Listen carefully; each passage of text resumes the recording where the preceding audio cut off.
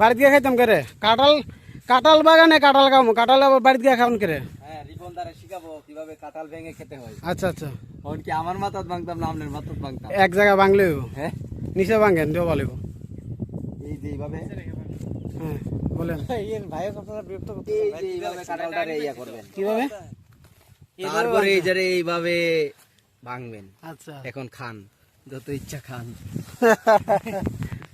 আটা লাগবে না এই যে খাচ্ছি আছে কিন্তু এটা গাছপালাগুলোতে কমই দেখে প্রচুর টেস্ট কাঁঠালের মধ্যে পোকা লাগছে। কোনটা এটা আসে নাকি কড্ডা পোকা কই আমরা পোকার নামে কটা পোকা আছে